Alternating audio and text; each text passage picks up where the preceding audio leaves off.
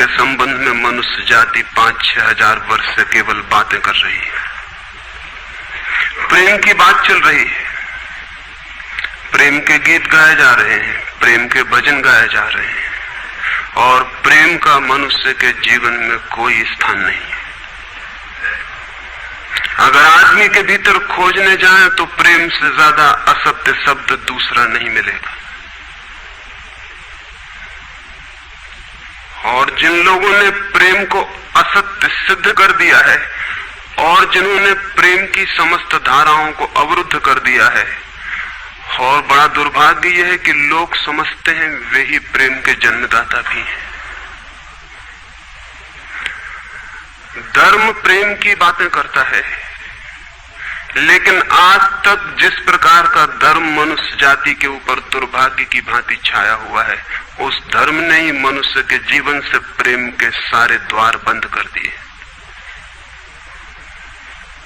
और न इस संबंध में पूरब और पश्चिम में कोई फर्क है, न हिंदुस्तान में और न अमेरिका में कोई फर्क है। मनुष्य के जीवन में प्रेम की धारा प्रकट ही नहीं हो पाई, और नहीं हो पाई तो हम दोष देते हैं कि मनुष्य ही बुरा है इसलिए नहीं प्रकट हो पाई। हम दोष देते हैं कि मन ही जहर है इसलिए प्रकट नहीं हो पाई। मन जहर नहीं है, और जो लोग मन को जहर कहते रहे उन्होंने ही प्रेम को जहरीला कर दिया, प्रेम को प्रकट नहीं होने दिया। मन जहर हो कैसे सकता है? इस जगत में कुछ भी जहर नहीं है। परमात्मा के सारे उपक्रम में कुछ भी विष नहीं है, सब अमृत है। लेकिन आदमी ने सारे अमृत को जहर कर लिया है, और इस जहर करने में शिक्षक, साधु संत और तथाकथित धार्मिक लोगों का सबसे ज्यादा हाथ है। इस बात को थोड़ा समझ लेना जरूरी है, क्योंकि अगर ये बात दिखाई न पड़े तो मनुष्य के जीवन में कभी भी प्रेम भविष्य में भी नहीं हो सकेगा। क्योंकि जिन कारणों से प्रेम नहीं पैदा हो सका है, उन्हीं कारणों को हम प्रेम प्रकट करने के आधार और कारण बना रहे हैं। हालतें ऐसी हैं कि गलत सिद्धांतों को अगर हजारों वर्ष तक दोहराया जाए तो फिर हम ये भूल ही जाते हैं कि सिद्धांत गलत है, और दिखाई पड़ने लगता है कि आदमी गलत है, क्योंकि उन सिद्धांतों को पूरा नहीं कर पा रहा है। मैंने सुना है एक सम्राट के महल के नीचे से एक पंखा बेचने वाला गुजरता था और जोर से चिल्ला रहा था कि अनूठे और अद्भुत पंखे मैंने निर्मित किए हैं। ऐसे पंखे कभी भी नहीं बनाए गए, ये पंखे कभी देखे भी नहीं गए हैं। सम्राट ने खिड़की से झांक के देखा कि कौन है जो अनूठे पंखे ले आया। सम्राट के पास सब तरह के पंखे थे, दुनिया के कोने कोने में जो मिल सकते थे। और नीचे देखा गलियारे में खड़ा हुआ एक आदमी, साधारण 2-2 पैसे के पंखे होंगे, और चिल्ला रहा है कि अनूठे, अद्वितीय। उस आदमी को ऊपर बुलाया और पूछा कि इन पंखों में क्या खूबी है, दाम क्या है इन पंखों के। उस पंखे वाले ने कहा कि महाराज दाम ज्यादा नहीं है, पंखे को देखते हुए दाम बहुत कम है, सिर्फ 100 रुपए का पंखा है। सम्राट ने कहा 100 रुपए? ये 2 पैसे का पंखा जो बाजार में जगह जगह मिलता है, 100 रुपए दाम, क्या है इसकी खूबी? उस आदमी ने कहा खूबी, ये पंखा 100 वर्ष चलता है, 100 वर्ष के लिए गारंटी है, 100 वर्ष से कम में खराब नहीं होता है। सम्राट ने कहा इसको देख के तो ऐसा लगता है कि सप्ताह भी चल जाए, पूरा तो मुश्किल है। धोखा देने की कोशिश कर रहे हो, सरासर बेईमानी, और वो भी सम्राट के सामने। उस आदमी ने कहा आप मुझे भली भांति जानते हैं, इसी गलियारे में रोज पंखे बेचता हूं, 100 रुपए दाम है इसके, और अगर 100 वर्ष न चले तो जिम्मेदार मैं हूं, रोज तो नीचे मौजूद होता हूं, और फिर आप सम्राट हैं, आपको धोखा देके जाऊंगा कहां? वो पंखा खरीद लिया गया। सम्राट को विश्वास तो न था, लेकिन आश्चर्य भी था कि यह आदमी सरासर झूठ बोल रहा है, किस बल पर बोल रहा है। पंखा 100 रुपए में खरीद लिया गया और उससे कहा कि 7वें दिन तुम उपस्थित हो जाना। 2-4 दिन में ही पंखे की डंडी बाहर निकल गई, 7वें दिन तो वो बिल्कुल मुर्दा हो गए। लेकिन सम्राट ने सोचा कि शायद पंखे वाला आएगा नहीं, लेकिन ठीक समय पर 7वें दिन वो पंखे वाला हाजिर हो गया। उसने कहा कहो महाराज। उन्होंने कहा कहना नहीं है, ये पंखा पड़ा हुआ है टूटा हुआ, ये 7 दिन में ये गति हो गई, तुम कहते 100 वर्ष चलेगा? पागल हो या धोखेबाज, क्या हो? उस आदमी ने कहा कि मालूम होता है आपको पंखा जलना नहीं आता है, पंखा तो 100 वर्ष चलता ही, पंखा तो गारंटीड है, आप पंखा जलते कैसे थे? सम्राट ने कहा और भी सुनो, अब मुझे ये भी सीखना पड़ेगा कि पंखा कैसे किया जाता है। उस आदमी ने कहा कृपा करके बताइए कि इस पंखे की गति 7 दिन में ऐसी कैसे बना दी आपने, किस भांति पंखा किया? सम्राट ने पंखा उठा के करके दिखाया कि इस भांति मैंने पंखा किया है। उस आदमी ने कहा समझ गया, भूल, इस तरह पंखा नहीं किया जाता। सम्राट ने कहा और क्या रास्ता है पंखा जलने का? उस आदमी ने कहा पंखा पकड़िए सामने और सिर को हिलाइए, पंखा 100 वर्ष चलेगा, आप समाप्त हो जाएंगे लेकिन पंखा बचेगा। पंखा गलत नहीं है, आपके जलने का ढंग गलत है। ये आदमी पैदा हुआ है 5-6 हजार या 10 हजार वर्ष की संस्कृति का, ये आदमी फल है, लेकिन संस्कृति गलत नहीं है, ये आदमी गलत है। आदमी मरता जा रहा है रोज, और संस्कृति की दुहाई चलती चली जाती है कि महान संस्कृति, महान धर्म, महान सब कुछ, और उसका ये फल है, आदमी उसी संस्कृति से गुजरा है और ये परिणाम है उसका। लेकिन नहीं, आदमी गलत है और आदमी को बदलना चाहिए अपने को। और कोई कहने की हिम्मत नहीं उठाता कि कहीं ऐसा तो नहीं है कि 10,000 वर्षों में जो संस्कृति और धर्म आदमी को प्रेम से नहीं भर पाए, वो संस्कृति और धर्म गलत हो। और अगर 10,000 वर्षों में आदमी प्रेम से नहीं भर पाया, तो आगे कोई संभावना है इसी धर्म और इसी संस्कृति के आधार पर कि आदमी कभी प्रेम से भर जाए? 10,000 वर्षों में जो नहीं हो पाया, वो आगे भी 10,000 वर्षों में होने वाला नहीं है, क्योंकि आदमी यही है, कल भी यही होगा। आदमी हमेशा से यही है और हमेशा यही होगा। और संस्कृति और धर्म जिनके हम नारे दिए चले जाते हैं, संतों और महात्माओं की जिनकी दुहाइयां दिए चले जाते हैं, सोचने के लिए हम तैयार नहीं कि कहीं हमारा बुनियादी चिंतन की दिशा ही तो गलत नहीं है। मैं कहना चाहता हूं कि वो गलत है, और गलत सबूत है ये आदमी। और क्या सबूत होता है? एक बीज को हम बोएं और फल जहरीले और कड़वे हों, तो क्या सब सिद्ध होता है? सिद्ध होता है कि वो बीज जहरीला और कड़वा रहा होगा। हालांकि बीज में पता लगाना मुश्किल है कि उससे जो फल पैदा होंगे वो कड़वे पैदा होंगे। बीज में कुछ खोजबीन नहीं की जा सकती। बीज को तोड़ो फोड़ो, कोई पता नहीं चल सकता कि इससे जो फल पैदा होंगे वो कड़वे होंगे। बीज को वो 100 वर्ष लग जाएंगे, वृक्ष होगा, बड़ा होगा, आकाश में फैलेगा, तब फल आएंगे और तब पता चलेगा कि वे कड़वे। 10,000 वर्ष में संस्कृति और धर्म के जो बीज बोए गए हैं, ये आदमी उसका फल है और ये कड़वा है और घृणा से भरा हुआ है।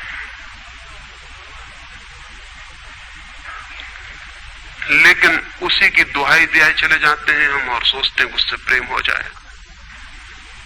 मैं आपसे कहना चाहता हूं उससे प्रेम नहीं हो सकता है, क्योंकि प्रेम के पैदा होने की जो बुनियादी संभावना है, धर्मों ने उसकी ही हत्या कर दी है और उसमें ही जहर घोल दिया है। मनुष्य से भी ज्यादा प्रेम पशुओं और पक्षियों में और पौधों में दिखाई पड़ता है, जिनके पास न कोई संस्कृति है न कोई धर्म है। संस्कृत और सुसंस्कृत और सभ्य मनुष्यों की बजाय असभ्य और जंगल के आदमी में ज्यादा प्रेम दिखाई पड़ता है, जिसके पास न कोई विकसित धर्म है, न कोई सभ्यता है, न कोई संस्कृति है। जितना आदमी सभ्य, सुसंस्कृत और तथाकथित धर्मों के प्रभाव में मंदिरों और चर्चों में प्रार्थना करने लगता, उतना ही प्रेम से शून्य क्यों होता चला जाता? जरूर कुछ कारण है, और 2 कारणों पर मैं विचार करना चाहता हूं। अगर वे ख्याल में आ जाएं, तो प्रेम के अवरुद्ध स्रोत टूट सकते हैं और प्रेम की गंगा बह सकती है। वो हर आदमी के भीतर है, उसे कहीं से लाना नहीं है। प्रेम कोई ऐसी बात नहीं है कि कहीं खोजने जाना है उसे, वो है। वो प्राणों की प्यास है हर एक के भीतर, वो प्राणों की सुगंध है प्रत्येक के भीतर, लेकिन चारों तरफ से परकोटा है उसके और वो प्रकट नहीं हो पाती। सब तरफ पत्थर की दीवार है और वो झरने नहीं फूट पाते। तो प्रेम की खोज और प्रेम की साधना कोई पॉजिटिव, कोई विधायक खोज और साधना नहीं है कि हम जाएं और कहीं प्रेम सीख लें। एक मूर्तिकार एक पत्थर को तोड़ रहा था, कोई देखने गया था कि मूर्ति कैसे बनाई जाती है। उसने देखा कि मूर्ति तो बिल्कुल नहीं बनाई जा रही, सिर्फ छेनी और हथौड़े से पत्थर तोड़ा जा रहा है। तो उस आदमी ने पूछा कि आप क्या कर रहे हैं, मूर्ति नहीं बनाएंगे? मैं तो मूर्ति का बनना देखने आया हूं, आप तो सिर्फ पत्थर तोड़ रहे हैं। उस मूर्तिकार ने कहा कि मूर्ति तो पत्थर के भीतर छिपी है, उसे बनाने की जरूरत नहीं है, सिर्फ उसके ऊपर जो व्यर्थ पत्थर जुड़ा है उसे अलग कर देने की जरूरत है और मूर्ति प्रकट हो जाएगी। मूर्ति बनाई नहीं जाती, मूर्ति सिर्फ आविष्कृत होती है, डिस्कवर होती है, अनावृत होती है, उगाड़ी जाती है। मनुष्य के भीतर प्रेम छिपा है, सिर्फ उगाड़ने की बात है, उसे पैदा करने का सवाल नहीं है, अनावृत करने की बात है। कुछ है जो हमने ऊपर से ओढ़ा हुआ है जो उसे प्रकट नहीं होने देता। एक चिकित्सक से जाके आप पूछें कि स्वास्थ्य क्या है, और दुनिया का कोई चिकित्सक नहीं बता सकता कि स्वास्थ्य क्या है। बड़े आश्चर्य की बात है, स्वास्थ्य पर ही तो सारा चिकित्सा शास्त्र खड़ा है, सारी मेडिकल साइंस खड़ी है, और कोई नहीं बता सकता कि स्वास्थ्य क्या है।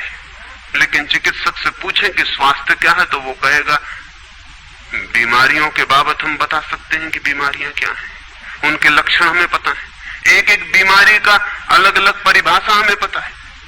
स्वास्थ्य का हमें कोई भी पता नहीं है। इतना हम कह सकते हैं कि जब कोई बीमारी नहीं होती तो जो होता है वो स्वास्थ्य है। स्वास्थ्य तो मनुष्य के भीतर छिपा है, इसलिए मनुष्य की परिभाषा के बाहर है। बीमारी बाहर से आती है, इसलिए बाहर से परिभाषा की जा सकती है। स्वास्थ्य भीतर से आता है, उसकी कोई परिभाषा नहीं की जा सकती। इतना ही हम कह सकते हैं कि बीमारियों का अभाव स्वास्थ्य है। लेकिन ये स्वास्थ्य की कहां परिभाषा हुई? स्वास्थ्य के संबंध में तो हमने कुछ भी ना कहा कि बीमारियां नहीं है तो बीमारियों के संबंध में कहा। सच ये है कि स्वास्थ्य पैदा नहीं करना होता, या तो छिप जाता है बीमारियों में, या बीमारियां हट जाती हैं तो प्रकट हो जाता है। स्वास्थ्य हम में है, स्वास्थ्य हमारा स्वभाव है, प्रेम हम में है, प्रेम हमारा स्वभाव है। इसलिए ये बात गलत है कि मनुष्य को समझाया जाए कि तुम प्रेम पैदा करो। सोचना यह है कि प्रेम पैदा क्यों नहीं हो पा रहा है, बाधा क्या है, अड़चन क्या है, कहां रुकावट डाल दी गई। अगर कोई भी रुकावट ना हो तो प्रेम प्रकट होगा ही, उसे सिखाने की और समझाने की कोई भी जरूरत नहीं है। अगर मनुष्य के ऊपर गलत संस्कृति और गलत संस्कार की धाराएं और बाधाएं न हो तो हर आदमी प्रेम को उपलब्ध होगा ही, ये अनिवार्यता है। प्रेम से कोई बच ही नहीं सकता, प्रेम स्वभाव है। गंगा बहती है हिमालय से, बहेगी गंगा, उसके प्राण है, उसके पास जल है, वो बहेगी और सागर को खोज ही लेगी। न किसी पुलिस वाले से पूछेगी, न किसी पुरोहित से पूछेगी कि सागर कहां है। देखा किसी गंगा को चौरस्ते पर खड़े होकर पूछते कि सागर कहां है? उसके प्राणों में है छिपी सागर की खोज और ऊर्जा है, तो पहाड़ तोड़ेगी, मैदान तोड़ेगी और पहुंच जाएगी सागर तक। सागर कितने ही दूर हो, कितना ही छिपा हो, खोज ही लेगी। और कोई रास्ता नहीं है, कोई गाइड बुक नहीं है कि जिससे पता लगा ले कि कहां से जाना है, लेकिन पहुंच जाती है। लेकिन बांध दिए जाएं, चारों तरफ परकोटे उठा दिए जाएं, प्रकृति की बाधाओं को तोड़ के तो गंगा सागर तक पहुंच जाती है। लेकिन अगर आदमी की इंजीनियरिंग की बाधाएं खड़ी कर दी जाए तो हो सकता है गंगा सागर तक न पहुंच पाए। ये भेद समझ लेना जरूरी है। प्रकृति की कोई भी बाधा असल में बाधा नहीं है, इसलिए गंगा सागर तक पहुंच जाती है, हिमालय को काट के पहुंच जाती है। लेकिन अगर आदमी ईजाद करे, इंतजाम करे, तो गंगा को सागर तक नहीं भी पहुंचने दे सकता है। प्रकृति का तो एक सहयोग है, प्रकृति तो एक हार्मनी है। वहां जो बाधा भी दिखाई पड़ती है वो भी शायद शक्ति को जगाने के लिए चुनौती है। वहां जो विरोध भी दिखाई पड़ता है वो भी शायद भीतर प्राणों में जो छिपा है उसे प्रकट करने के लिए बुलावा है। वहां शायद कोई बाधा नहीं है। वहां हम बीज को दबाते हैं जमीन में, दिखाई पड़ता है कि जमीन की एक परत बीज के ऊपर पड़ी है, बाधा दे रही, लेकिन वो बाधा नहीं दे रही। अगर वो परत ना होगी तो बीज अंकुरित भी नहीं हो पाएगा। ऐसे दिखाई पड़ता है कि एक परत जमीन की बीज को नीचे दबा रही है, लेकिन वो परत दबा इसलिए रही है ताकि बीज दबे, गले और टूट जाए और अंकुर बन जाए। ऊपर से दिखाई पड़ता है वो जमीन बाधा दे रही, लेकिन वो जमीन मित्र है और सहयोग कर रही बीज को प्रकट करने में। प्रकृति तो एक हार्मनी है, एक संगीतपूर्ण लयबद्धता है, लेकिन आदमी ने जो जो निसर्ग के ऊपर इंजीनियरिंग की है, जो जो उसने अपने यांत्रिक धारणाओं को ठोकने की और बिठाने की कोशिश की है, उससे गंगाएं रुक गई हैं, जगह जगह अवरुद्ध हो गई हैं। और फिर आदमी को दोष दिया जाता है। किसी बीज को दोष देने की जरूरत नहीं है। अगर वो पौधा न बन पाए तो हम कहेंगे कि जमीन नहीं मिली होगी, ठीक, पानी नहीं मिला होगा, ठीक, सूरज की रोशनी नहीं मिली होगी, ठीक, लेकिन आदमी के जीवन में खिल न पाए फूल प्रेम का तो हम कहते हैं तुम हो जिम्मेवार। और कोई नहीं कहता कि भूमि ना मिली होगी, ठीक, पानी ना मिला होगा, ठीक, सूरज की रोशनी ना मिली होगी, ठीक, इसलिए यह आदमी का पौधा अवरुद्ध रह गया, विकसित नहीं हो पाया, फूल तक नहीं पहुंच पाया। मैं आपसे कहना चाहता हूं कि बुनियादी बाधाएं आदमी ने खड़ी की हैं। प्रेम की गंगा तो बह सकती है और परमात्मा के सागर तक पहुंच सकती है। आदमी बना उसलिए है कि वो बहे और प्रेम बहे और परमात्मा तक पहुंच जाए, लेकिन हमने कौन सी बाधाएं खड़ी कर दी? पहली बात, आज तक मनुष्य की सारी संस्कृतियों ने सेक्स का, काम का, वासना का विरोध किया है। इस विरोध ने मनुष्य के भीतर प्रेम के जन्म की संभावना तोड़ दी, नष्ट कर दी। इस निषेध ने, क्योंकि सच्चाई यह है कि प्रेम की सारी यात्रा का प्राथमिक बिंदु काम है, सेक्स है। प्रेम की यात्रा का जन्म गंगोत्री, जहां से गंगा पैदा होगी प्रेम की, वो सेक्स है, वो काम है। और उसके सब दुश्मन है, सारी संस्कृतियां और सारे धर्म और सारे गुरु और सारे महात्मा। तो गंगोत्री पर ही चोट कर दी, वहीं रोक दिया। पाप है काम, अधम है काम, जहर है काम। और हमने सोचा भी नहीं कि काम की ऊर्जा ही, सेक्स एनर्जी ही अंततः प्रेम में परिवर्तित होती और रूपांतरित होती। प्रेम का जो विकास है वो काम की शक्ति का ही ट्रांसफॉर्मेशन है, वो उसी का रूपांतरण है। एक कोयला पड़ा हो और आपको ख्याल भी नहीं आएगा कि कोयला ही रूपांतरित होकर हीरा बन जाता है। हीरे और कोयले में बुनियादी रूप से कोई भी फर्क नहीं है। हीरे में भी वही तत्व हैं जो कोयले में, और कोयला हजारों वर्ष की प्रक्रिया से गुजर के हीरा बन जाता है। लेकिन कोयले की कोई कीमत नहीं है। उसे कोई घर में रखता भी है तो ऐसी जगह जहां दिखाई न पड़े, और हीरे को लोग छातियों पर लटका के घूमते कि वो दिखाई पड़े। और हीरा और कोयला एक ही है, लेकिन कोई दिखाई नहीं पड़ता कि इन दोनों के बीच अंतर संबंध है, एक यात्रा है।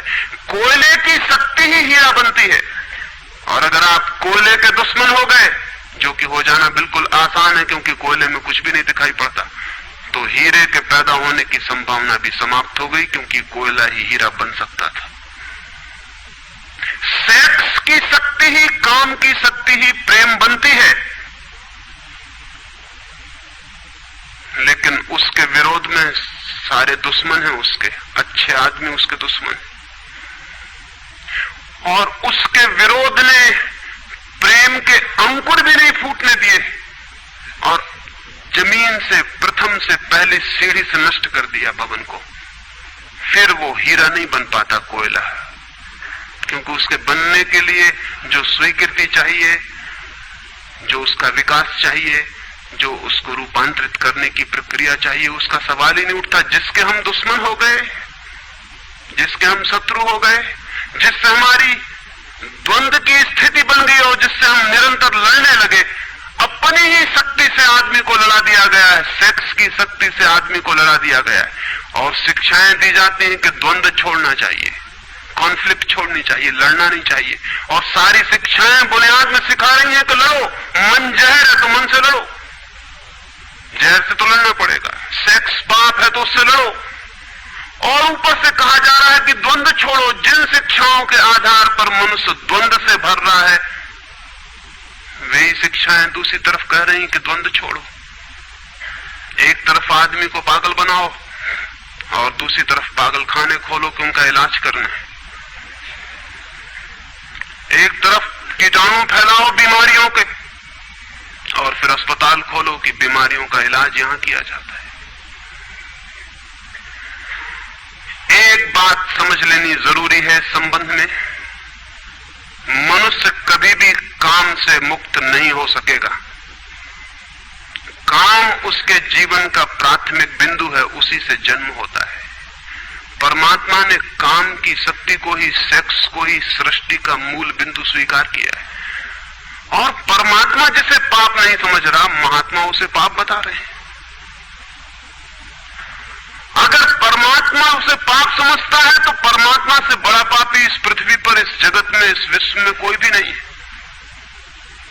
फूल खिला हुआ दिखाई पड़ रहा है। कभी सोचा है कि फूल का खिल जाना भी सेक्सुअल एक्ट है? फूल का खिल जाना भी काम की एक घटना है, वासना की एक घटना है। फूल में है क्या उसके खिल जाने में? उसके खिल जाने में कुछ भी नहीं है। वे बिंदु हैं, पराग के, वीरी के कण हैं, जिन्हें तितलियां उड़ा के दूसरे फूलों पे ले जाएंगी और नया जन्म देंगी। एक मोर नाच रहा है और कवि गीत गा रहे हैं और संत भी देख के प्रसन्न होंगे, लेकिन उन्हें ख्याल नहीं कि नृत्य एक सेक्सुअल एक्ट है। मोर पुकार रहा है अपनी प्रेयसी को या अपने प्रेमी को, वो नृत्य किसी को रिझाने के लिए। पपीहा गीत गा रहा है, कोयल बोल रही है। एक आदमी जवान हो गया है, एक युवती सुंदर होकर विकसित हो गई है। वो सब की सब सेक्सुअल एनर्जी की अभिव्यक्तियां हैं। वो सब का सब काम का ही रूपांतरण है। वो सब का सब काम की ही अभिव्यक्ति, काम की ही अभिव्यंजना है। सारा जीवन, सारी अभिव्यक्ति, सारी फ्लावरिंग काम की है। और उस काम के खिलाफ संस्कृति और धर्म आदमी के मन में जहर डाल रहे हैं, उससे लड़ाने की कोशिश कर रहे हैं।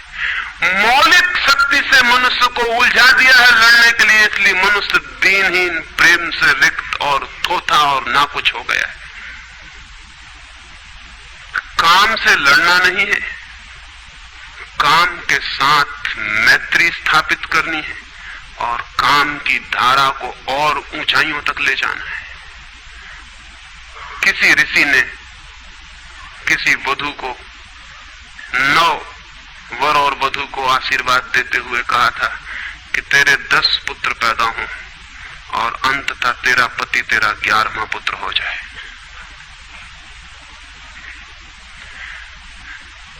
वासना रूपांतरित हो तो पत्नी मां बन सकती है,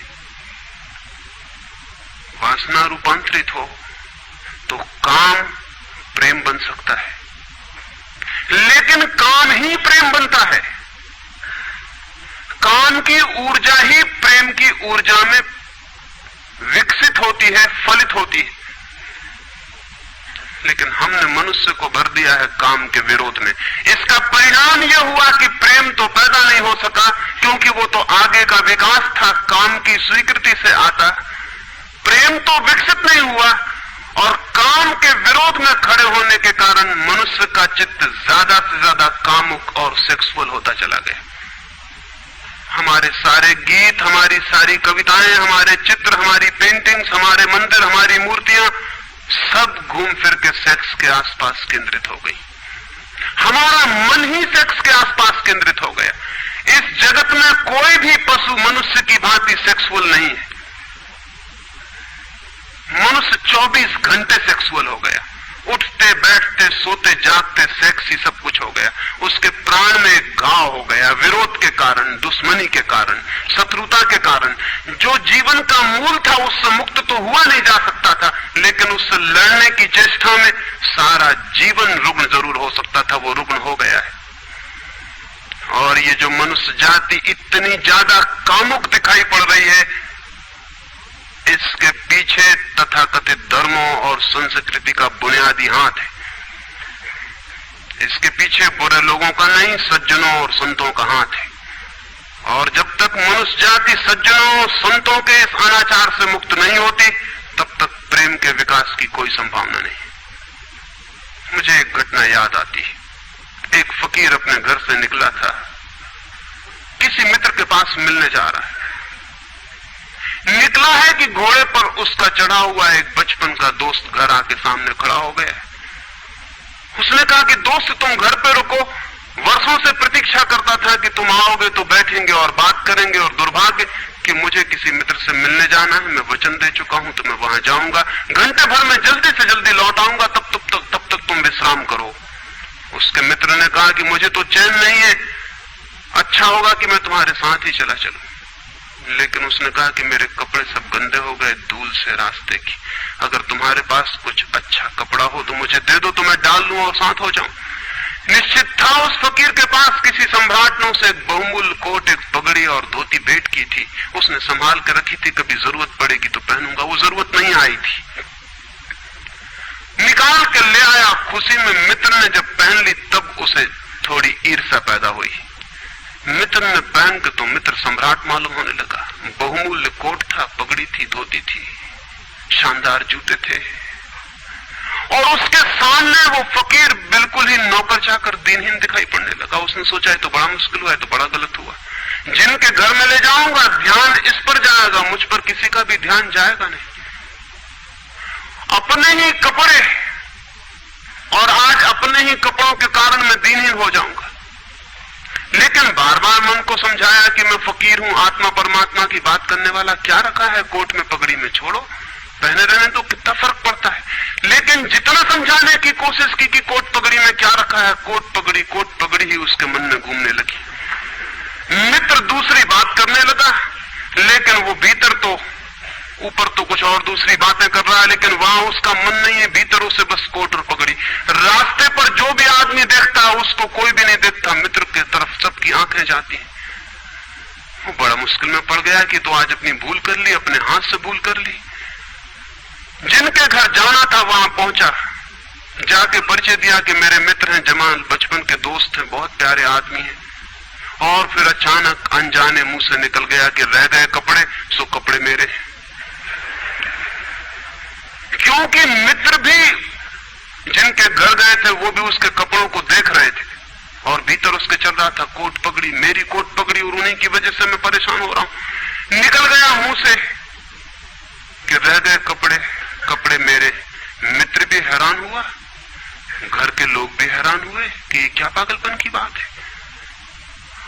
ख्याल उसको भी आया बोल जाने के बाद, तब पछताया कि तो भूल हो गई।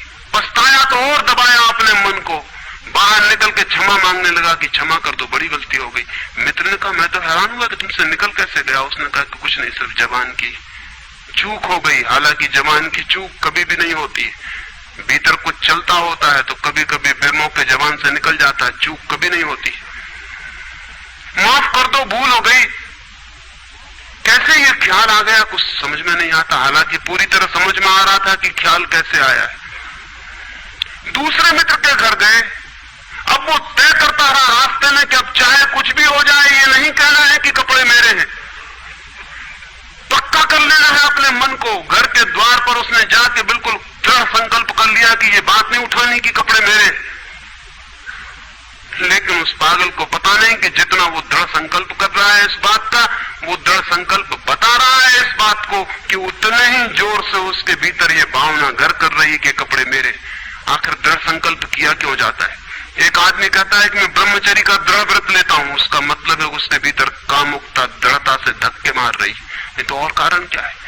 एक आदमी कहता है कि मैं कसम खाता हूं कि आज से कम खाना खाऊंगा, उसका मतलब यह है कि कसम खानी पड़ रही, ज्यादा खाने का मन है उसका। और तब अनिवार्य रूप में द्वंद्व पैदा होता है। जिससे हम लड़ना चाहते हैं वही हमारी कमजोरी है, और तब द्वंद्व पैदा हो जाना स्वाभाविक है। वो लड़ता हुआ दरवाजे के भीतर गया, संभल संभल के बोला कि मेरे मित्र हैं, लेकिन जब वो बोल रहा है तब उसको कोई नहीं देख रहा, उसके मित्र को उस घर के लोग देख रहे हैं। तब फिर उसे ख्याल आया कि मेरा कोट, मेरी पगड़ी, उसने कहा कि दृढ़ता से कसम खाई, इसकी बात नहीं उठानी। मेरा क्या है कपड़ा लत्ता, कपड़े लत्ते किसी के होते हैं, ये तो सब संसार है, ये तो सब माया है।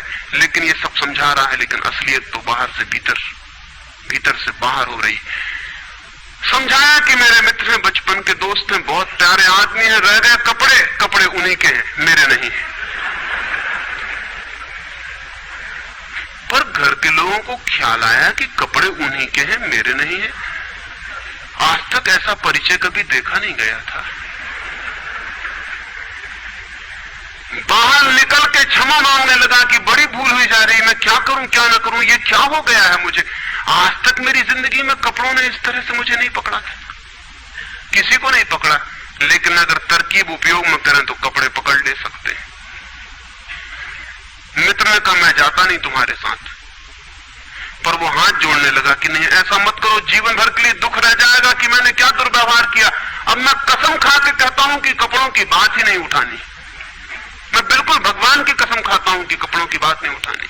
और कसम खाने वालों से हमेशा सावधान रहना जरूरी है, क्योंकि जो भी कसम खाता है उसके भीतर उस कसम से भी मजबूत कोई बैठा है जिसके खिलाफ वो कसम खा रहा है।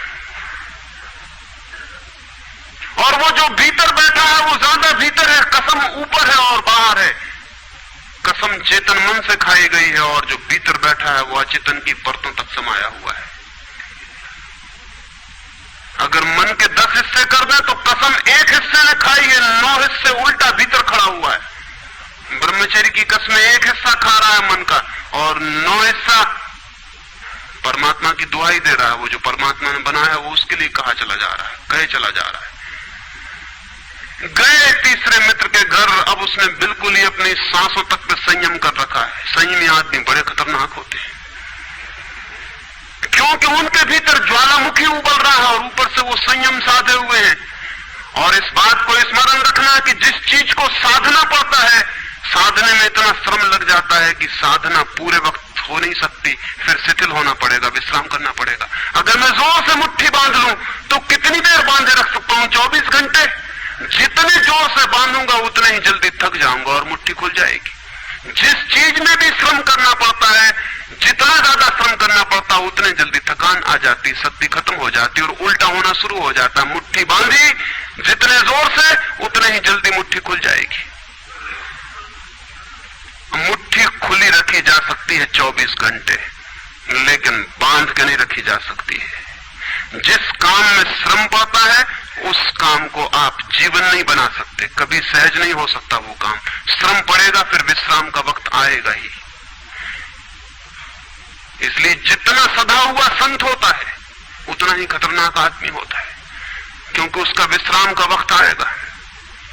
24 घंटे में घंटे भर को उसे शिथिल होना पड़ेगा, उसी बीच दुनिया भर के पाप उसके भीतर खड़े हो जाएंगे, नरक सामने आ जाएगा। तो उसने बिल्कुल ही अपने को सांस रोक लिया और कहा कि अब कसम खाता हूं कि इन कपड़ों की बात ही नहीं उठानी। लेकिन आप सोच लें उसकी हालत, अगर आप थोड़े बहुत भी धार्मिक आदमी होंगे तो आपको अपने अनुभव से भी पता चल सकता है कि उसकी क्या हालत हुई होगी। अगर आपने कसम खाई हो, व्रत लिए हो, संकल्प साधे हो, तो आपको भली भांति पता होगा कि भीतर क्या हालत हो जाती है। भीतर गया, उसके माथे से पसीना चू रहा है, इतना श्रम पड़ रहा है। मित्र डरा हुआ है उसके पसीने को देखकर कि वो उसकी सब नसें खिंची हुई हैं। वो बोल रहा है एक एक शब्द कि मेरे मित्र हैं, बड़े पुराने दोस्त हैं, बहुत अच्छे आदमी हैं। और एक क्षण को वो रुका, जैसे भीतर से कोई जोर का धक्का आया हो और सब बह गया, बाढ़ आ गई और सब बह गया। और उसने कह दिया, रह गए कपड़े की बात, तो मैंने कसम खा ली है कि कपड़े की बात ही नहीं करनी।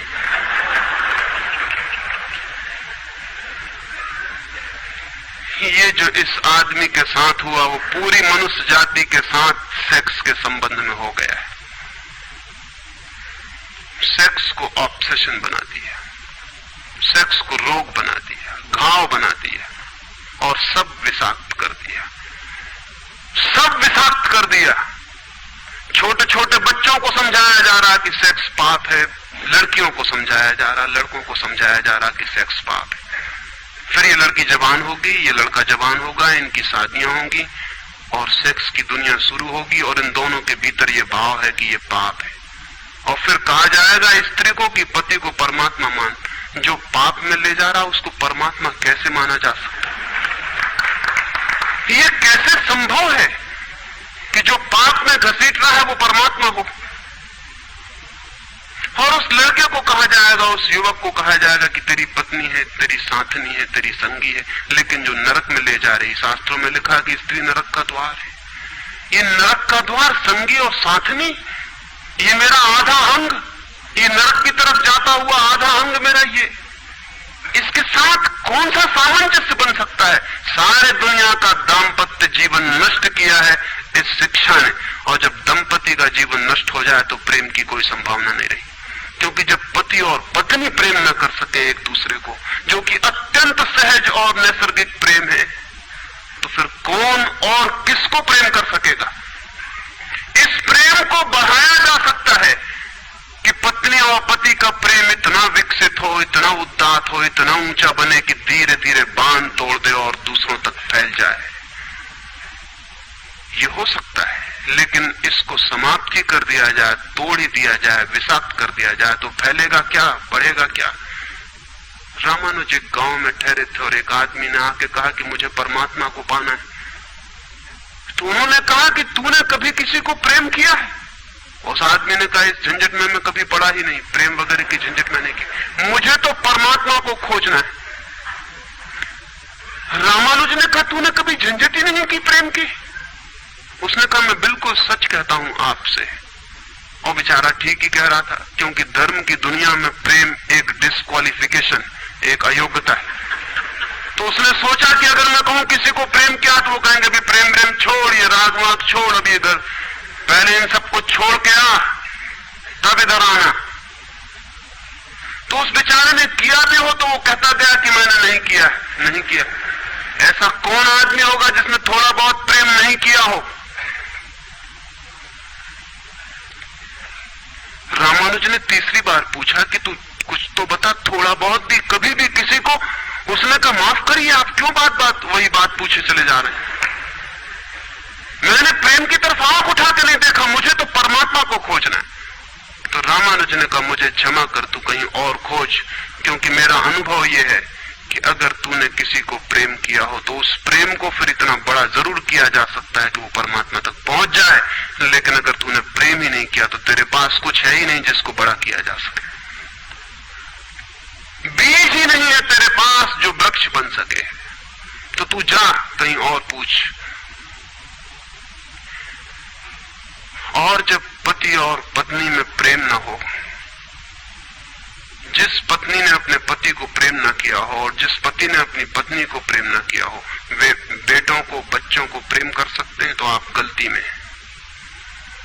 पत्नी उसी मात्रा में बेटे को प्रेम करेगी जिस मात्रा में उसने अपने पति को प्रेम किया है, क्योंकि ये बेटा पति का ही फल है, उसका ही प्रतिफलन है, उसका ही रिफ्लेक्शन है। ये इस बेटे के प्रति जो प्रेम होने वाला है वो उतना ही होगा जितना उसने पति को चाहा और प्रेम किया हो। ये पति की ही मूर्ति है जो फिर नई होकर वापस लौट आई है। अगर पति के प्रति प्रेम नहीं है तो बेटे के प्रति प्रेम सच्चा कभी भी नहीं हो सकता। और अगर बेटे को प्रेम नहीं किया गया, पालना, पोसना और बड़ा कर देना प्रेम नहीं है, तो बेटा मां को कैसे प्रेम कर सकता है, बाप को कैसे प्रेम कर सकता है? वो जो यूनिट है जीवन का, परिवार, वो विषाक्त हो गया है सेक्स को दूषित कहने से, कंडेम करने से, निंदित करने से। और परिवार ही फैलकर पूरा जगत है, पूरा विश्व है। और फिर हम कहते हैं कि प्रेम बिल्कुल दिखाई नहीं पड़ता। प्रेम कैसे दिखाई पड़ेगा? हालांकि हर आदमी कहता है कि मैं प्रेम करता हूं, मां कहती है, पत्नी कहती है, बाप कहता है, भाई कहता है, बहन कहती है, मित्र कहते हैं कि हम प्रेम करते हैं।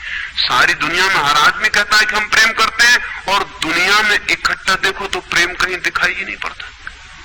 इतने लोग अगर प्रेम करते हैं तो दुनिया में तो प्रेम की वर्षा हो जानी चाहिए थी, प्रेम के फूल ही फूल खिल जाने चाहिए थे, प्रेम के दिए ही दिए जल जाते, घर घर प्रेम का दिया होता तो दुनिया में इकट्ठी इतनी रोशनी होती प्रेम की।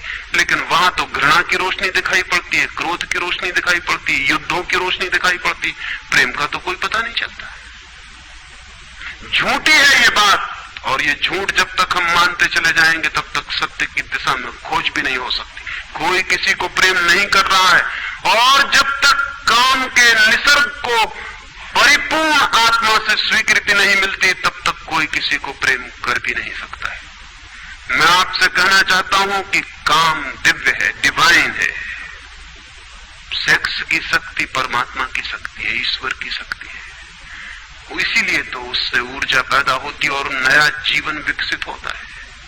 वही तो सबसे रहस्यपूर्ण शक्ति है, वही तो सबसे ज्यादा मिस्टीरियस फोर्स है। उससे दुश्मनी छोड़ दें। अगर आप चाहते हैं कि कभी आपके जीवन में प्रेम की वर्षा हो जाए, उससे दुश्मनी छोड़ दें, उसे आनंद से स्वीकार करें,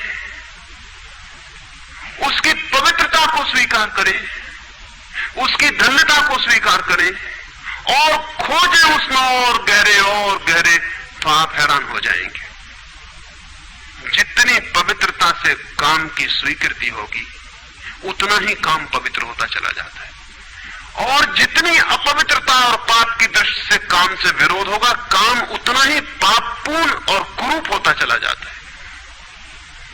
जब कोई अपनी पत्नी के पास ऐसे जाए जैसे कोई मंदिर के पास जाता है, जब कोई पत्नी अपने पति के पास ऐसे जाए जैसे सच में कोई परमात्मा के पास जाता है, क्योंकि जब दो प्रेमी काम से निकट आते हैं, जब वे संभोग से गुजरते हैं, तब सच में ही वे परमात्मा के मंदिर के निकट से गुजर रहे हैं। वहीं परमात्मा काम कर रहा है उनकी उस निकटता में, वहीं परमात्मा की सृजन शक्ति काम कर रही है। और मेरी अपनी दृष्टि यह है कि मनुष्य को समाधि का, ध्यान का जो पहला अनुभव मिला हो कभी भी मनुष्य के इतिहास में, तो वो संभोग के क्षण में मिला है और कभी नहीं। संभोग के क्षण में ही पहली बार ये स्मरण आया है आदमी को कि इतने आनंद की वर्षा हो सकती है। और जिन्होंने सोचा, जिन्होंने मेडिटेट किया, जिन लोगों ने काम के संबंध पर और मैथुन पर चिंतन किया और ध्यान किया, उन्हें यह दिखाई पड़ा कि काम के क्षण में, मैथुन के क्षण में, संभोग के क्षण में मन विचारों से शून्य हो जाता है। एक क्षण को मन के सारे विचार रुक जाते हैं, और वो विचारों का रुक जाना और वो मन का ठहर जाना ही आनंद की वर्षा का कारण होता है। तब उन्हें सीक्रेट मिल गया, राज मिल गया कि अगर मन को विचारों से मुक्त किया जा सके किसी और विधि से भी, तो भी इतना ही आनंद मिल सकता है। और तब समाधि और योग की सारी व्यवस्थाएं विकसित हुई, जिनमें ध्यान और सामायिक और मेडिटेशन और प्रेयर, इनकी सारी व्यवस्थाएं विकसित हुई। इन सबके मूल में संभोग का अनुभव है। और फिर मनुष्य को अनुभव हुआ कि बिना संभोग में जाए भी चित्त शून्य हो सकता है, और जो रस की अनुभूति संभोग में हुई थी वो बिना संभोग के भी बरस सकती है। फिर संभोग क्षणिक हो सकता है, क्योंकि शक्ति और ऊर्जा का वो निकास और बहाव है, लेकिन ध्यान सतत हो सकता है। तो मैं आपसे कहना चाहता हूं कि एक युगल संभोग के क्षण में जिस आनंद को अनुभव करता है, एक योगी 24 घंटे उस आनंद को अनुभव करने लगता है। लेकिन इन दोनों आनंदों में बुनियादी विरोध नहीं है, और इसलिए जिन्होंने कहा कि विषयानंद और ब्रह्मानंद भाई भाई हैं, उन्होंने जरूर सत्य कहा है। वे सहोदर हैं, एक ही उदर से पैदा हुए हैं, एक ही अनुभव से विकसित हुए, उन्होंने निश्चित ही सत्य कहा है। तो पहला सूत्र आपसे कहना चाहता हूं, अगर चाहते हैं कि पता चले कि प्रेम तत्व क्या है, तो पहला सूत्र है काम की पवित्रता, दिव्यता, उसकी ईश्वरीय अनुभूति की स्वीकृति, उसको परम हृदय से, पूर्ण हृदय से अंगीकार। और आप हैरान हो जाएंगे, जितने परिपूर्ण हृदय से काम की स्वीकृति होगी उतने ही आप काम से मुक्त होते चले जाएंगे। जितना अस्वीकार होता है उतने ही हम बंधते हैं, जैसा वो फकीर कपड़ों से बंध गया। जितना स्वीकार होता है उतने हम मुक्त होते हैं। अगर परिपूर्ण स्वीकार है, टोटल एक्सेप्टेबिलिटी है जीवन का जो निसर्ग है उसकी, तो आप पाएंगे कि वो परिपूर्ण स्वीकृति को मैं आस्तिकता कहता हूं, वही आस्तिकता व्यक्ति को मुक्त करती है। नास्तिक मैं उनको कहता हूं जो जीवन के निसर्ग का अस्वीकार करते हैं, निषेध करते हैं। ये बुरा है, ये पाप है, ये विष है, ये छोड़ो, ये छोड़ो, ये छोड़ो। जो छोड़ने की बातें कर रहे हैं वे ही नास्तिक हैं। जीवन जैसा है उसे स्वीकार करो और जियो उसकी परिपूर्णता में। वही परिपूर्णता रोज रोज सीढ़ियां सीढ़ियां ऊपर उठाती जाती, वही स्वीकृति मनुष्य को ऊपर ले जाती। और एक दिन उसके दर्शन होते हैं जिसका काम में पता भी नहीं चलता था। काम अगर कोयला था तो एक दिन हीरा भी प्रकट होता है प्रेम का। तो पहला सूत्र यह है। दूसरा सूत्र आपसे कहना चाहता हूं, और वो दूसरा सूत्र भी संस्कृति ने और आज तक की सभ्यता ने और धर्मों ने हमारे भीतर मजबूत किया है। दूसरा सूत्र भी स्मरणीय है, क्योंकि पहला सूत्र तो काम की ऊर्जा को प्रेम बना देगा, और दूसरा सूत्र द्वार की तरह रोके हुए है उस ऊर्जा को बहने से, वो बह नहीं पाएगी। वो दूसरा सूत्र है मनुष्य का ये भाव कि मैं हूं, ईगो, उसका अहंकार कि मैं हूं। बुरे लोग तो कहते ही हैं कि मैं हूं, अच्छे लोग और जोर से कहते हैं कि मैं हूं, और मुझे स्वर्ग जाना है और मोक्ष जाना है और मुझे ये करना है और मुझे वो करना है। लेकिन वो मैं खड़ा हुआ है वहां भीतर। और जिस आदमी का मैं जितना मजबूत है उतना ही उस आदमी की सामर्थ्य दूसरे से संयुक्त हो जाने की कम हो जाती, क्योंकि मैं एक दीवार है, एक घोषणा है कि मैं हूं। मैं की घोषणा कह देती है तुम हो, मैं हूं, दोनों के बीच फासला है। फिर मैं कितना ही प्रेम करूं और आपको अपनी छाती से लगा लूं, लेकिन फिर भी हम दो हैं। छातियां कितनी ही निकट आ जाएं, फिर भी बीच में फासला है। मैं हूं, तुम हो। इसलिए निकटतम अनुभव भी निकट नहीं ला पाते। शरीर पास बैठ जाते हैं, आदमी दूर दूर बने रह जाते हैं। जब तक भीतर मैं बैठा हुआ है तब तक दूसरे का भाव नष्ट नहीं होता। शास्त्र ने कहीं एक अद्भुत वचन कहा है कि दी अदर इज हेल, वो जो दूसरा है वही नरक है। लेकिन शास्त्र ने ये नहीं कहा कि why the other is other, वो दूसरा दूसरा क्यों है। वो दूसरा दूसरा इसलिए है कि मैं हूं, और जब तक मैं हूं तब तक दुनिया में हर चीज दूसरी है, अन्य है, भिन्न है। और जब तक भिन्नता है तब तक प्रेम का अनुभव नहीं हो सकता। प्रेम है एकात्म का अनुभव। प्रेम है इस बात का अनुभव कि गिर गई दीवार और दो ऊर्जाएं मिल गई और संयुक्त हो गई। प्रेम है इस बात का अनुभव कि एक व्यक्ति और दूसरे व्यक्ति की सारी दीवारें गिर गई और प्राण संयुक्त हुए, मिले और एक हो गए। जब यही अनुभव एक व्यक्ति और समस्त के बीच फलित होता है तो उस अनुभव को मैं कहता हूं परमात्मा, और जब दो व्यक्तियों के बीच फलित होता है तो उसे मैं कहता हूं प्रेम। अगर मेरे और किसी दूसरे व्यक्ति के बीच ये अनुभव फलित हो जाए कि हमारी दीवारें गिर जाएं, हम किसी भीतर के तल पर एक हो जाएं, एक संगीत, एक धारा, एक प्राण, तो ये अनुभव है प्रेम। और अगर ऐसा ही अनुभव मेरे और समस्त के बीच घटित हो जाए कि मैं विलीन हो जाऊं और सब और मैं एक हो जाऊं, तो ये अनुभव है परमात्मा। इसलिए मैं कहता हूं प्रेम है सीढ़ी और परमात्मा है उस यात्रा की अंतिम मंजिल।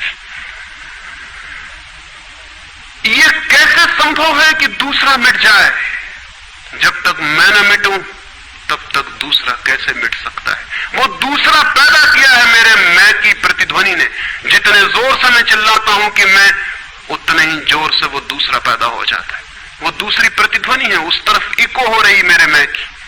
और ये अहंकार, ये ईगो द्वार पर दीवार बन के खड़ी है। और मैं है क्या? कभी सोचा आपने कि ये मैं है क्या? आपका हाथ है मैं, आपका पैर है, आपका मस्तिष्क है, आपका हृदय है, क्या है आपका मैं?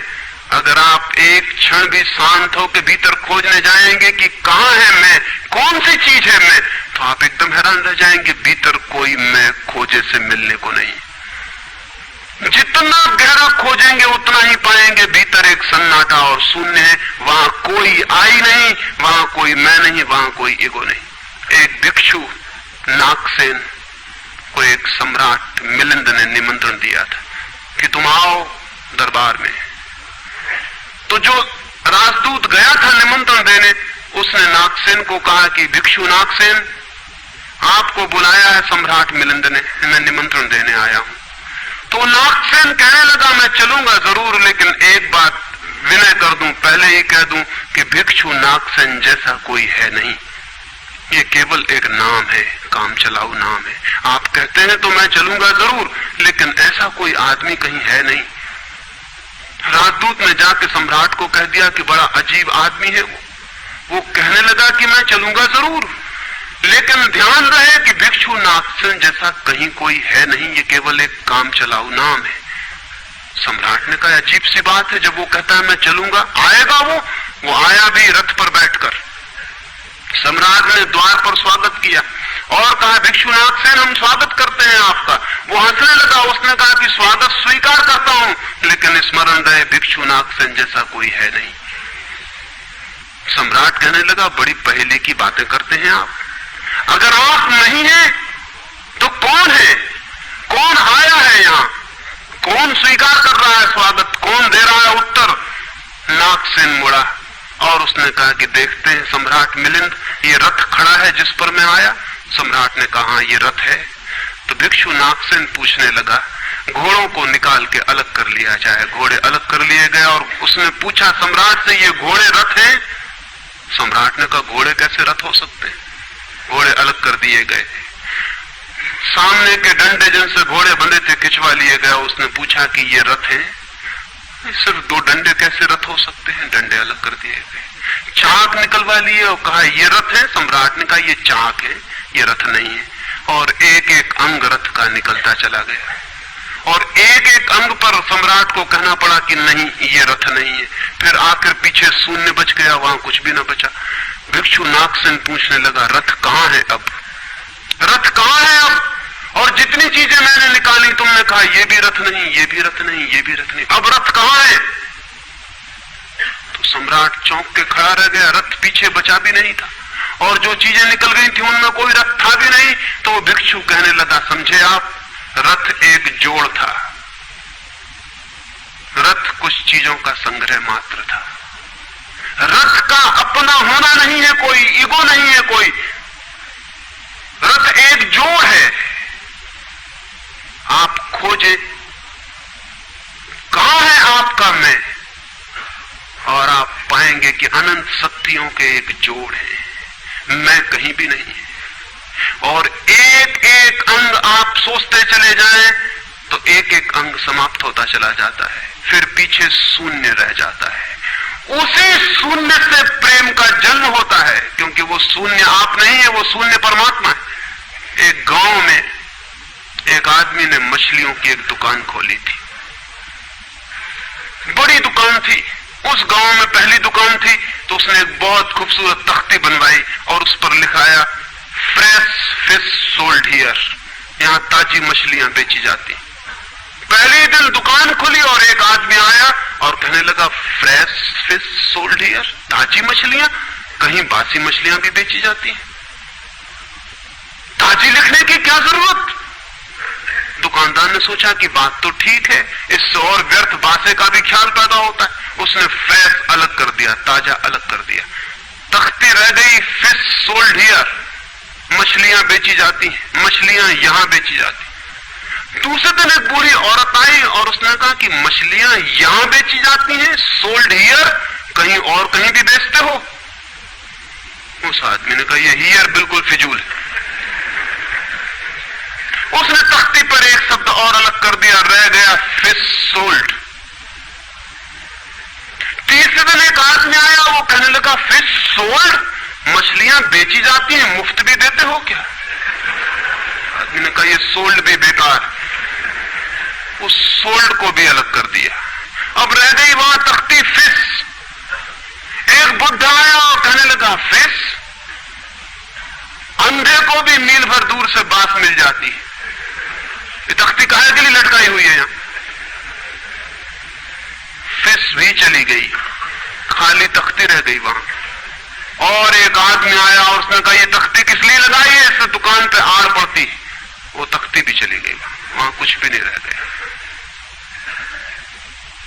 इलिमिनेशन होता गया, एक एक चीज हटती चली गई, पीछे जो शेष रह गया शून्य है। उस शून्य से प्रेम का जन्म होता है, क्योंकि उस शून्य में दूसरे के शून्य से मिलने की क्षमता है। सिर्फ शून्य ही शून्य से मिल सकता है और कोई नहीं। दो शून्य मिल सकते हैं, दो व्यक्ति नहीं, दो इंडिविजुअल नहीं मिल सकते, दो वैक्यूम, दो एम्प्टीनेस मिल सकते हैं, क्योंकि बाधा आप कोई भी नहीं, शून्य की कोई दीवार नहीं होती और हर चीज की दीवार होती है।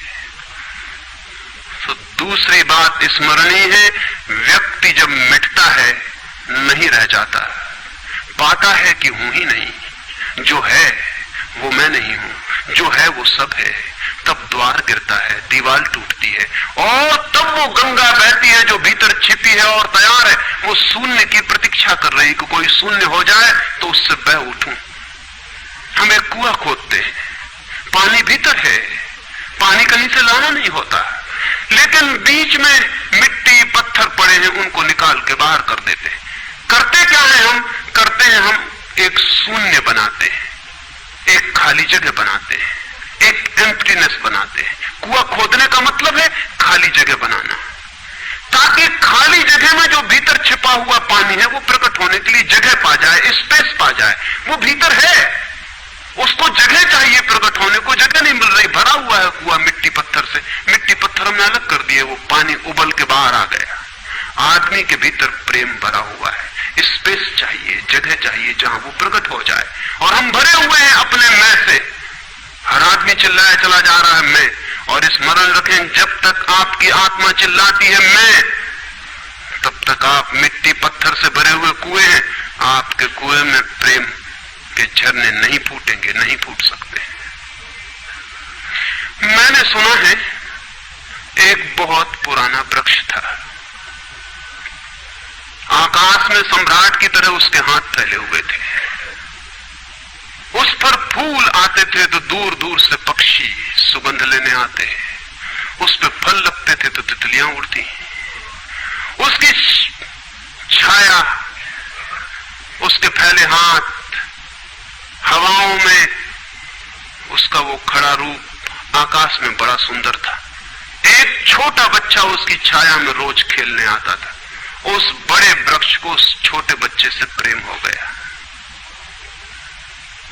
बड़ों को छोटों से प्रेम हो सकता है, अगर बड़ों को पता ना हो कि हम बड़े हैं। वृक्ष को कोई पता नहीं था कि मैं बड़ा हूं, ये पता सिर्फ आदमी को होता है, इसलिए उसका प्रेम हो गया। अहंकार हमेशा अपने से बड़ों को प्रेम करने की कोशिश करता है।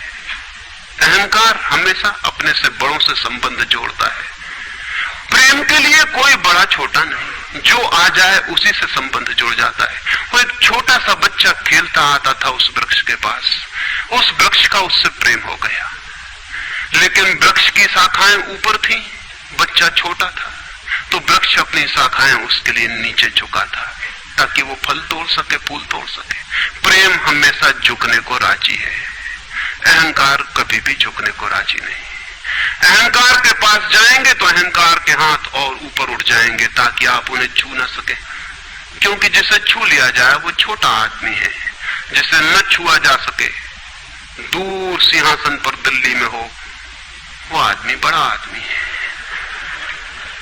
वो वृक्ष के शाखाएं नीचे झुकाती जब वो बच्चा खेलता हुआ आता, और जब बच्चा उसके फूल तोड़ लेता तो वृक्ष बहुत खुश होता, उसके प्राण आनंद से भर जाते। प्रेम जब भी कुछ दे पाता है तब खुश हो जाता है, अहंकार जब भी कुछ ले पाता है तभी खुश होता है। फिर वो बच्चा बड़ा होने लगा, वो कभी उसकी छाया में सोता, कभी उसके फल खाता, कभी उसके फूलों का ताज बना के पहनता और जंगल का सम्राट हो जाता है। प्रेम के फूल जिसके पास भी बरसते हैं वही सम्राट हो जाता है, और जहां भी अहंकार गिरता है वहीं सब अंधकार हो जाता है, आदमी दीन और दरिद्र हो जाता है। वो लड़का फूलों का ताज पहनता और नाचता और वृक्ष बहुत खुश होता, उसके प्राण आनंद से भर जाते, हवाएं सनसनाती और वो गीत गाता। फिर लड़का और बड़ा हुआ, वो वृक्ष के ऊपर भी चढ़ने लगा, वो उसकी शाखाओं से झूलने भी लगा, वो उसकी शाखाओं पर विश्राम भी करता और वृक्ष बहुत आनंदित होता। प्रेम आनंदित होता है जब प्रेम किसी के लिए छाया बन जाता है, अहंकार आनंदित होता है जब किसी की छाया छीन लेता है। लेकिन लड़का बड़ा होता चला गया, दिन बढ़ते चले गए। जब लड़का बड़ा हो गया तो उसे और दूसरे काम भी दुनिया में आ गए, महत्वाकांक्षाएं आ गई, उसे परीक्षाएं पास करनी थी, उसे मित्रों को जीतना था। वो फिर कभी कभी आता, कभी नहीं भी आता, लेकिन वृक्ष उसकी प्रतीक्षा करता कि वो आए, वो आए। उसके सारे प्राण पुकारते कि आओ आओ। प्रेम निरंतर प्रतीक्षा करता है कि आओ आओ। प्रेम एक प्रतीक्षा है, एक अवेटिंग है, लेकिन वो कभी आता कभी नहीं आता तो वृक्ष उदास हो जाता है। प्रेम की एक ही उदासी है, जब वो बांट नहीं पाता तो उदास हो जाता है, जब वो दे नहीं पाता तो उदास हो जाता है। और प्रेम की एक ही धन्यता है कि जब वो बांट देता है, लुटा देता है तो आनंदित हो जाता है। फिर लड़का और बड़ा होता चला गया और वृक्ष के पास आने के दिन कम होते चले गए। जो आदमी जितना बड़ा होता चला जाता है महत्वाकांक्षा के जगत में, प्रेम के निकट आने की सुविधा उतनी ही कम होती चली जाती है। उस लड़के की एम्बिशन, महत्वाकांक्षा बढ़ रही थी, कहां वृक्ष, कहां जाना। फिर एक दिन वहां से निकलता था तो वृक्ष ने उसे कहा, सुनो।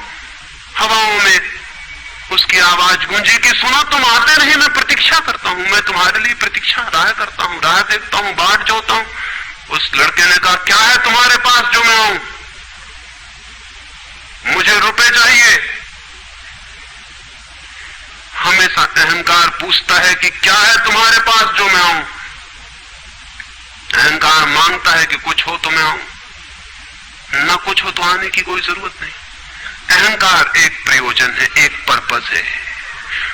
प्रयोजन पूरा होता हो तो मैं आऊं, अगर कोई प्रयोजन ना हो तो आने की जरूरत क्या है। और प्रेम निष्प्रयोजन है, प्रेम का कोई प्रयोजन नहीं। प्रेम अपने में ही अपना प्रयोजन है, वो बिल्कुल पर्पसलेस है। वृक्ष तो चौंक गया, उसने कहा कि तुम तभी आओगे जब मैं कुछ तुम्हें दे सकूं। मैं तुम्हें सब दे सकता हूं, क्योंकि प्रेम कुछ भी रोकना नहीं चाहता। जो रोक ले वो प्रेम नहीं है। अहंकार रोकता है, प्रेम तो बेशर्त दे देता। लेकिन रुपए मेरे पास नहीं है, ये रुपए तो सिर्फ आदमी की इजाद है, वृक्षों ने ये बीमारी नहीं पाली है। उस वृक्ष ने कहा, इसलिए तो हम इतने आनंदित होते हैं, इतने फूल खिलते हैं, इतने फल लगते हैं, इतनी बड़ी छाया होती है, हम इतना नाचते हैं आकाश में, हम इतने गीत गाते हैं, पक्षी हम पर आते हैं और संगीत का कलरव करते हैं, क्योंकि हमारे पास रुपए नहीं है। जिस दिन हमारे पास भी रुपए हो जाएंगे, हम भी आदमी जैसे दीनहीन मंदिरों में बैठ के सुनेंगे कि शांति कैसे पाई जाए, प्रेम कैसे पाया जाए। नहीं नहीं, हमारे पास रुपए नहीं है। तो उसने कहा, फिर मैं क्या आऊं तुम्हारे पास, जहां रुपए है मुझे वहां जाना पड़ेगा, मुझे रुपयों की जरूरत है। अहंकार रुपया मांगता है, क्योंकि रुपया शक्ति है, अहंकार शक्ति मांगता है। उस वृक्ष ने बहुत सोचा, फिर उसे ख्याल आया, तो तुम एक काम करो, मेरे सारे फलों को तोड़ के ले जाओ और बेच दो तो शायद रुपए मिल जाए। और उस लड़के को भी ख्याल आया, वो चढ़ा और उसने सारे फल तोड़ डाले, कच्चे भी गिरा डाले, शाखाएं भी टूटी, पत्ते भी टूटे, लेकिन वृक्ष बहुत खुश हुआ, बहुत आनंदित हुआ। टूट के भी प्रेम आनंदित होता है, अहंकार पाके भी आनंदित नहीं होता, पाके भी दुखी होता है। और वो लड़के ने तो धन्यवाद भी नहीं दिया पीछे लौटकर, लेकिन उस वृक्ष को पता भी नहीं चला, उसे तो धन्यवाद मिल गया इसी में कि उसने उसके प्रेम को स्वीकार किया और उसके फलों को ले गया और बाजार में बेचा। लेकिन फिर वो बहुत दिनों तक नहीं आया। उसके पास रुपए थे और रुपयों से रुपए पैदा करने की वो कोशिश में लग गया था, वो भूल गया। वर्ष बीत गए और वृक्ष उदास है और उसके प्राणों में रस बह रहा है कि वो आए उसका प्रेमी और उसके रस को ले जाए, जैसे किसी मां के स्तन में दूध भरा हो और उसका बेटा खो गया हो और उसके सारे प्राण तड़प रहे हो कि उसका बेटा कहां है, जिसे वो खोजे, जो उसे हल्का कर दे, निर्भर कर दे। ऐसे वो वृक्ष के प्राण पीड़ित होने लगे कि वो आए आए आए, उसकी सारी आवाज यही गूंजने लगी कि आओ। बहुत दिनों बाद वो आया, वो लड़का तो प्रौढ़ हो गया था। वृक्ष ने उससे कहा कि आओ मेरे पास, मेरे आलिंगन में आओ। उसने कहा छोड़ो ये बकवास, ये बचपन की बातें हैं। अहंकार प्रेम को पागलपन समझता है, बचपन की बातें समझता है। उस वृक्ष ने कहा आओ मेरी डालियों से झूलो, नाचो। उसने कहा छोड़ो ये फिजूल की बातें, मुझे एक मकान बनाना है। मकान दे सकते हो तुम? वृक्ष ने कहा मकान? हम तो बिना मकान के ही रहते हैं, मकान में तो सिर्फ आदमी रहता है। दुनिया में और कोई मकान में नहीं रहता, सिर्फ आदमी रहता है। सो देखते हो आदमी की हालत, मकान में रहने वाले आदमी की हालत। उसके मकान जितने बड़े होते जाते हैं, आदमी उतना छोटा होता चला जाता है। हम तो बिना मकान के रहते हैं। लेकिन एक बात हो सकती है कि तुम मेरी शाखाओं को काट के ले जाओ तो शायद तुम मकान बना लो। और वो प्रौढ़ कुल्हाड़ी लेकर आ गया और उसने उस वृक्ष की शाखाएं काट डाली। वृक्ष एक ठूंठ रह गया नंगा, लेकिन वृक्ष बहुत आनंदित था। प्रेम सदा आनंदित है, चाहे उसके अंग भी कट जाएं, लेकिन कोई ले जाए, कोई ले जाए, कोई बांट ले, कोई सम्मिलित हो जाए, साझीदार हो जाए। और उस लड़के ने तो पीछे लौट के भी नहीं देखा, उसने मकान बना लिया। और वक्त गुजरता गया, वो ठूंठ रहा देखता, वो चिल्लाना चाहता, लेकिन अब उसके पास पत्ते भी नहीं थे, शाखाएं भी नहीं थी। हवाएं आती और वो बोल भी ना पाता, बुला भी ना पाता, लेकिन उसके प्राणों में तो एक ही गूंज थी कि आओ आओ। और बहुत दिन बीत गए, तब वो बूढ़ा आदमी हो गया था। वो बच्चा वो निकल रहा था पास से, वृक्ष के पास आके खड़ा हो गया। तो वृक्ष ने पूछा क्या कर सकता हूं और मैं तुम्हारे लिए, तुम बहुत दिनों बाद आए। उसने कहा तुम क्या कर सकोगे, मुझे दूर देश जाना है धन कमाने के लिए, मुझे एक नाव की जरूरत है। तो उसने कहा तुम मुझे और काट लो तो मेरे इस पीड़ से नाव बन जाएगी और मैं बहुत धन्य होऊंगा कि मैं तुम्हारी नाव बन सकूं, तुम्हें दूर देश ले जा सकूं। लेकिन तुम जल्दी लौट आना और सकुशल लौट आना, मैं तुम्हारी प्रतीक्षा करूंगा। और उसने आरे से उस वृक्ष को काट डाला। तब वो एक छोटा सा ठूंठ रह गया और वो दूर यात्रा पर निकल गया। और वो ठूंठ भी प्रतीक्षा करता रहा कि वो आए आए, लेकिन अब उसके पास कुछ भी नहीं देने को, शायद वो नहीं आएगा, क्योंकि अहंकार वहीं आता है जहां कुछ पाने को है। अहंकार वहां नहीं जाता जहां कुछ पाने को नहीं। मैं उस ठूंठ के पास एक रात मेहमान हुआ था, तो वो ठूंठ मुझसे बोला कि वो मेरा मित्र अब तक नहीं आया और मुझे बड़ी पीड़ा होती, कहीं नाव डूब ना गई हो, कहीं वो भटक ना गया हो, कहीं किसी दूसरे किनारे पर विदेश में कहीं भूल ना गया हो, कहीं वो डूब ना गया हो, कहीं वो समाप्त ना हो गया हो। एक खबर मुझे भर कोई ला दे, अब मैं मरने के करीब हूं, एक खबर भर आ जाए कि वो सकुशल है, फिर कोई बात नहीं, फिर सब ठीक है। अब तो मेरे पास देने को कुछ भी नहीं है, इसलिए बुलाऊं भी तो शायद वो नहीं आएगा, क्योंकि वो लेने की ही भाषा समझता है। अहंकार लेने की भाषा समझता है, प्रेम देने की भाषा है। इससे ज्यादा और कुछ मैं नहीं कहूंगा। जीवन एक ऐसा वृक्ष बन जाए और उस वृक्ष की शाखाएं अनंत तक फैल जाएं, सब उसकी छाया में हो और सब तक उसकी बाह फैल जाए, तो पता चल सकता है कि प्रेम क्या है। प्रेम का कोई शास्त्र नहीं है, न कोई परिभाषा है, न प्रेम का कोई सिद्धांत है। तो मैं बहुत हैरानी में था कि क्या कहूंगा आपसे कि प्रेम क्या है, तो बताना मुश्किल है। आके बैठ सकता हूं, अगर मेरी आंखों में दिखाई पड़ जाए तो दिखाई पड़ सकता है, अगर मेरे हाथों में दिखाई पड़ जाए तो दिखाई पड़ सकता है। मैं कह सकता हूं यह है प्रेम, लेकिन प्रेम क्या है? अगर मेरी आंख में न दिखाई पड़े, मेरे हाथ में न दिखाई पड़े, तो शब्दों से बिल्कुल भी दिखाई नहीं पड़ सकता है कि प्रेम क्या है। मेरी बातों को इतने प्रेम और शांति से सुना, उससे बहुत बहुत अनुग्रहित हूं और अंत में सबके भीतर बैठे परमात्मा को प्रणाम करता हूं। मेरे प्रणाम स्वीकार।